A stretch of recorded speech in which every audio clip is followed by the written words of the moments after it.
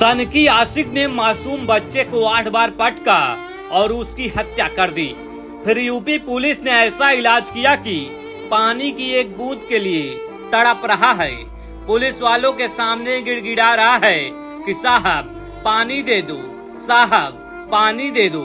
अब आप लोग बताइए, इसे पानी दे दिया जाए या इसे मरने के लिए छोड़ दिया जाए। सर पानी, सर पानी, सर पानी, सर पानी, प्लीज सर। अब घटना को समझिए।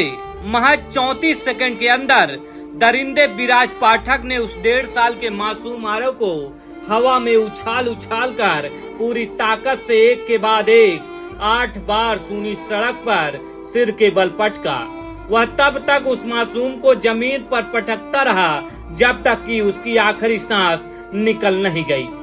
और अब मां तड़प तड़प कर कह रही है कि मेरे बेटे के हत्यारों को फांसी दो, और अगर कानून उसे सजा नहीं दे पा रहा है तो उस जल्लाद को मेरे हवाले कर दो। मैं उसे अपने हाथों से नोच नोच कर मार डालूंगी।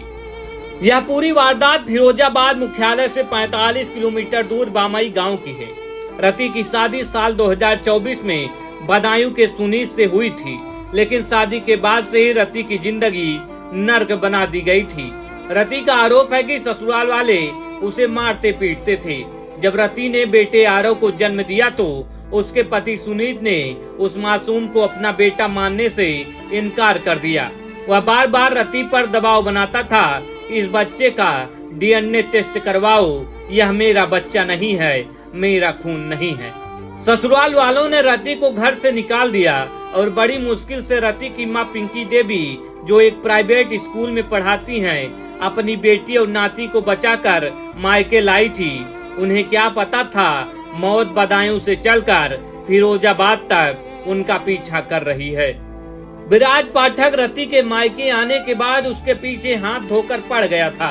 वह खुद को मददगार दिखाता था, पति के खिलाफ कानूनी लड़ाई में मदद का नाटक करता था, लेकिन पीठ पीछे रति पर शादी का दबाव बना रहा था। विराज के दिमाग में यह सनक बैठ गई थी, रति उससे शादी सिर्फ अपने 1.5 साल के बेटे आरव की वजह से नहीं कर रही है।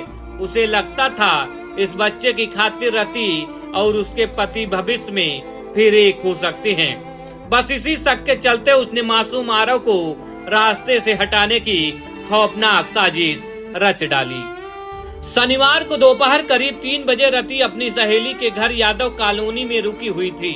विराज वहां पहुंचता है और बड़े प्यार से कहता है, चलो बाबू को बाहर से टापी दिला कर लाता हूँ। माँ को लगा कि घर का ही रिश्तेदार है।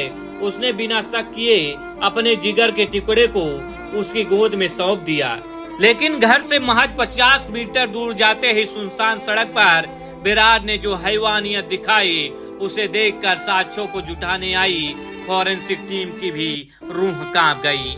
विराज ने आरव को पैरों से पकड़ा, हवा में लहराया और पत्थर की सड़क पर सिर के बल पटक दिया।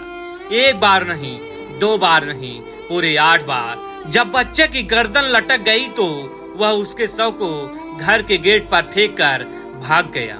वारदात के बाद आरोपी विराज भागने की फिराक में था।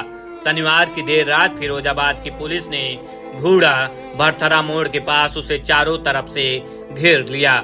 खुद को घिरा देख पुलिस टीम पर फायरिंग शुरू कर दी। पुलिस की जवाबी फायरिंग में 2 गोलियां सीधे विराज पाठक के दोनों पैरों को चीरती हुई पार हो गई। वह चीखते हुए वहीं जमीन पर गिर पड़ा। उसके पास से तमंचा और कारतूस बरामद किए गए। आज वो अस्पताल के स्ट्रेचर पर लेटा हुआ दर्द से करा रहा है।